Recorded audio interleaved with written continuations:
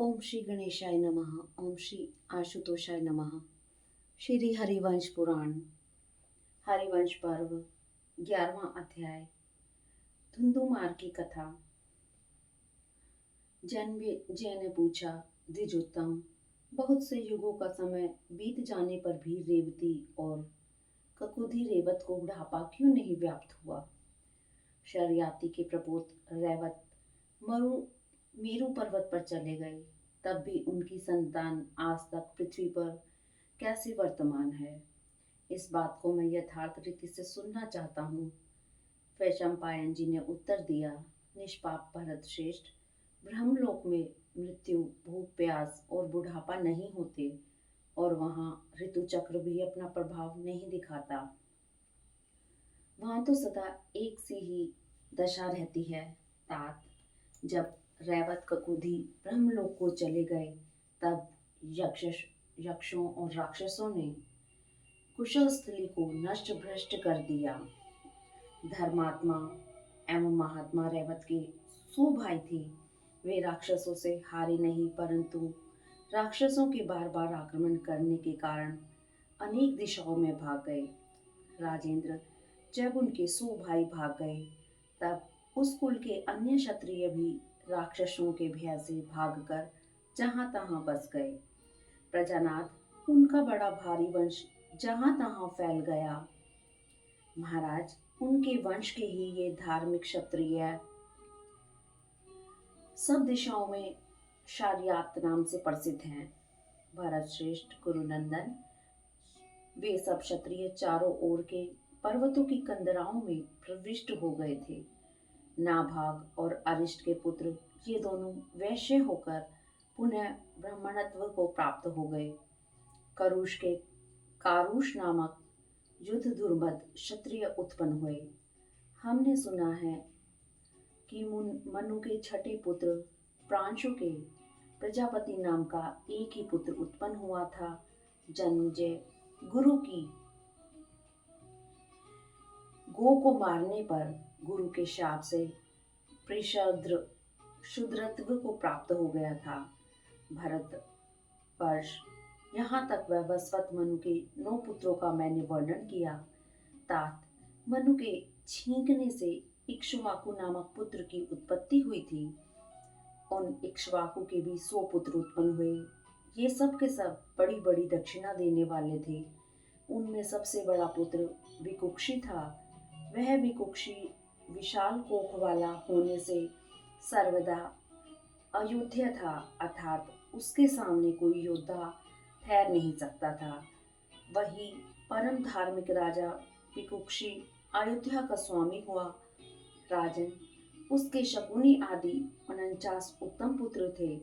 वे उत्तरापथ देश में रहकर उस देश की रक्षा करते थे। जनेश्वर, उसके शशाद आदि 48 पुत्र दक्षिण दिशा में रहकर दक्षिण दिशा की रक्षा करते थे।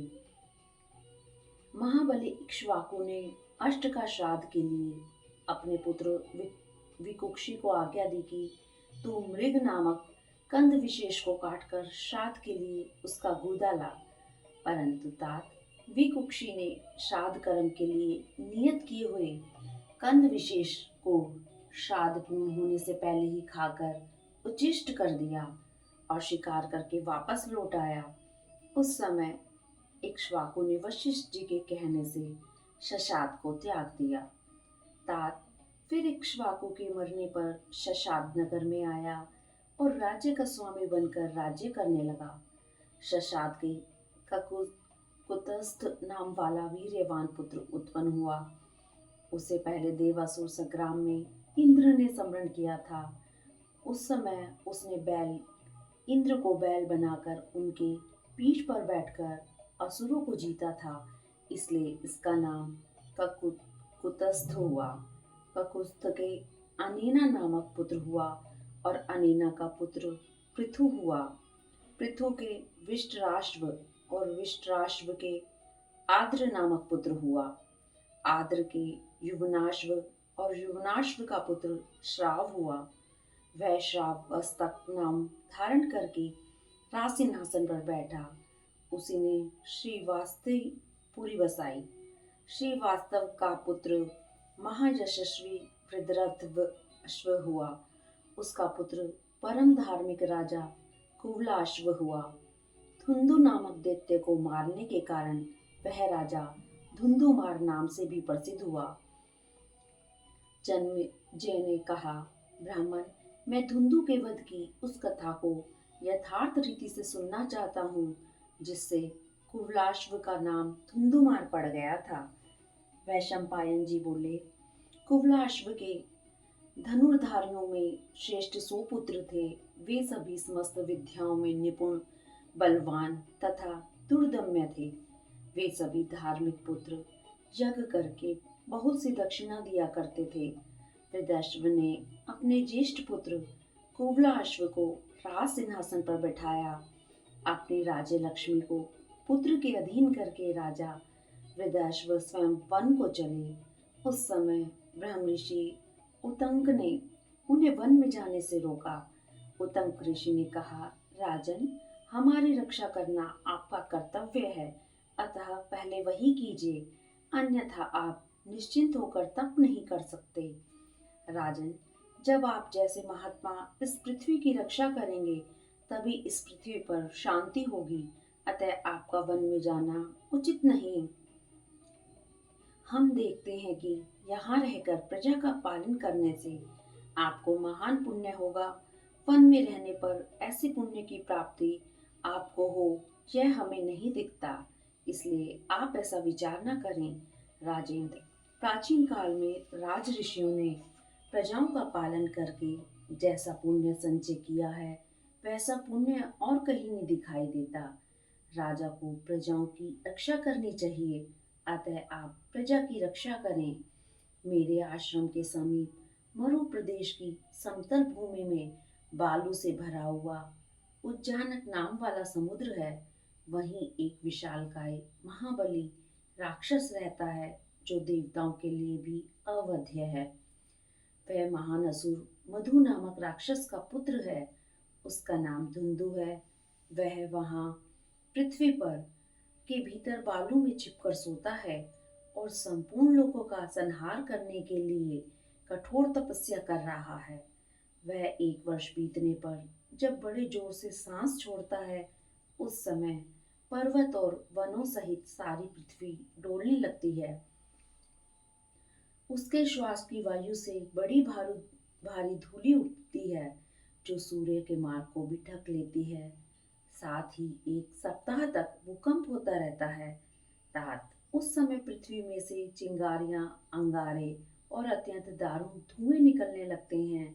इसलिए तात, मैं अपने आश्रम में सुखपूर्वक नहीं रह पाता। आप लोगों का हित करने की इच्छा से उस विशाल शरीर वाले दैत्य का संहार करें। आज उस असुर के मारे जाने पर सब लोग सुखी हो जाएं। पृथ्वीपति, एक आप ही उसका वध कर सकते हैं, क्योंकि निष्पाप नरेश, भगवान विष्णु ने पहले युग में मुझे एक वर दिया था।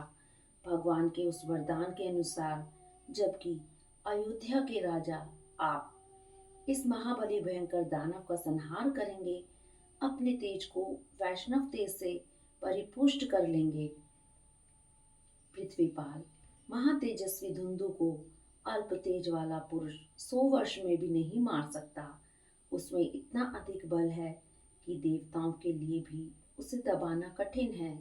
महात्मा उतंग ने जब उन राज ऋषि से इस प्रकार कहा, तब उन्होंने धुंधु दैत्य को नष्ट करने के लिए अपने पुत्र कुवलाश्व को उनकी सेवा में दे दिया। वृद्धश्व ने कहा, भगवान, मैंने तो यह शस्त्र त्याग दिए हैं, किंतु द्विश्रेष्ठ, यह मेरा पुत्र आपको समर्पित है। यह अवश्य धुंधुमार को मारेगा। यह कहकर प्रशंसनीय व्रत वाले वे राजर्षि अपने पुत्र को धुंधु का वध करने की आज्ञा देकर स्वयं तप करने के लिए पर्वत पर चले गए। तब राजा कुवलाश्व अपने 100 पुत्रों और उतंक को साथ में लेकर धुंधु को दंड देने के लिए चल दिए। उस समय भगवान विष्णु उतंक ऋषि की प्रेरणा से लोगों का हित करने के लिए अपने तेज स्वरूप से उस राजा के शरीर में प्रविष्ट हो गए। तब उस दुर्धर्ष राजा के प्रस्थान करने पर आकाश से गंभीर वाणी सुनाई दी कि ये श्रीमान राजा अवध्य हैं। आज इनके हाथ से धुंधु अवश्य मारा जाएगा। भरतर तदंतर देवताओं ने अपनी दुदुम्बियां बजाकर उनके ऊपर चारों ओर से दिव्य पुष्पों की वर्षा की। विजय पाने वालों में श्रेष्ठ वह वीर्यवान राजा अपने पुत्रों के साथ वहां पहुंचकर अपार रेत से भरे हुए समुद्र को खुदवाने लगे। कौरव वे महाबली राजा भगवान नारायण के तेज से पुष्ट होने के कारण और भी अधिक तेजस्वी हो गए।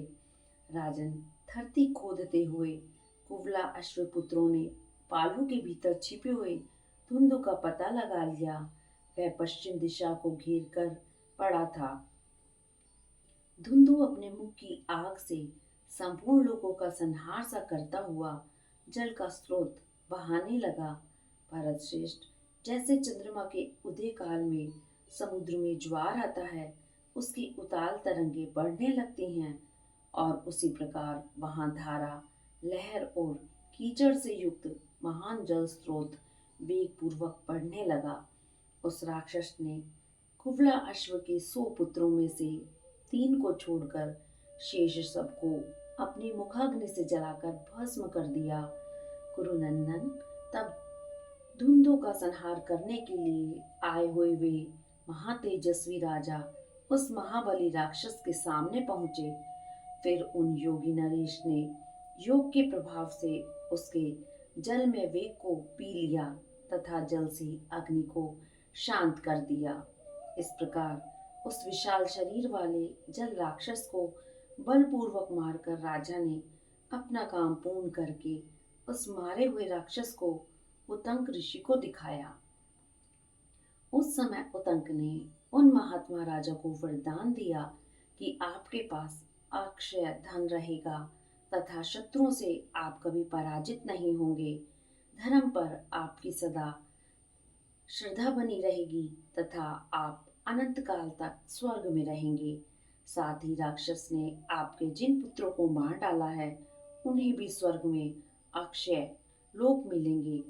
इस प्रकार श्री महाभारत खिल भाव हरिवंश के अंतर्गत हरिवंश पर्व में धुंधुवध विषयक 11वां अध्याय पूरा हुआ। हरिओम तत्सत। हरिओम तत्सत।